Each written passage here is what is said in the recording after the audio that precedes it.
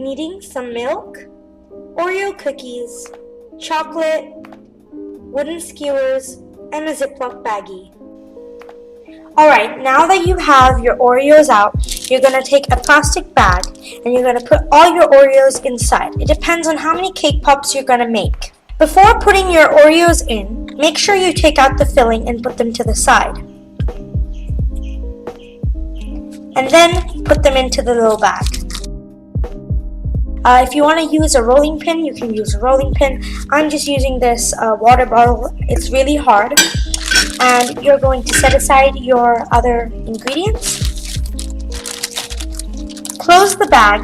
Make sure it's tightly secured. Get all the air out. Spread your cookies and start beating them until they turn into a nice grainy texture like sand.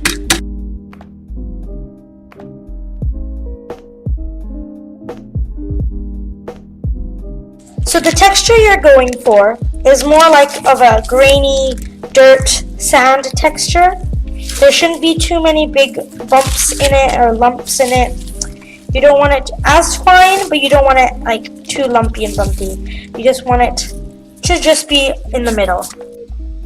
Alright, now get yourself a bowl and pour all your mixture in here.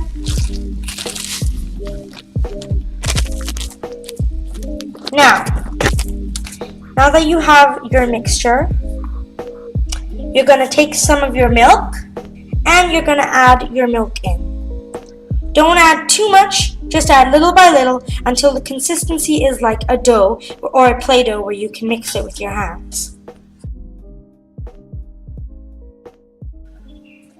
So now that my texture is ready to go, I'm going to take this ice cream scoop. It's pretty big, but I'm not going to be making too many cake pops today. If you don't want to make them as big, you can take a tablespoon and you can try and make smaller ones. But today I'll be making 3 big ones. So you're going to scoop it up about that much. And you're going to roll it up into a ball.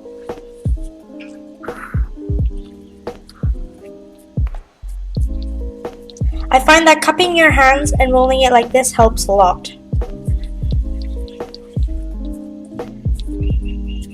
But you can also shape them into like hearts or like a square or a flat circle, however you want. But I'm going for the traditional chocolate ball style. So I'm going to be taking my chocolate and I'm going to be putting it in a bowl, and that bowl is going to go into a bigger bowl filled with hot water.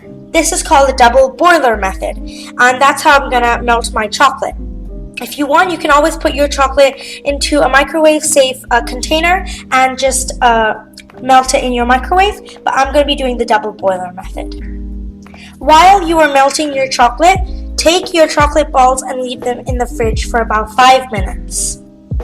So now that the chocolate has melted, it should look like this. Mine got a little too thin, but that's okay. So I'm going to leave this out a little bit to cool down. And then I'm going to take my skewers. I have these wooden skewers. And the thing you're going to do is you're going to take your skewer, you're going to dip it in a bit, and then you're going to put it into your cake pop. I'll show you what to do in just a second.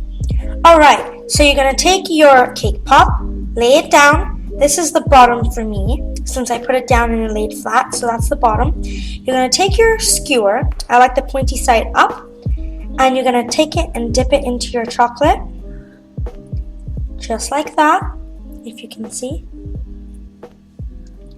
And now, stick it right into your cake pop. You don't want to put it too deep in. You just want to put it right there in the middle. And this is what it would look like. Alright, so you're going to take your cake pop and you're going to dip it in.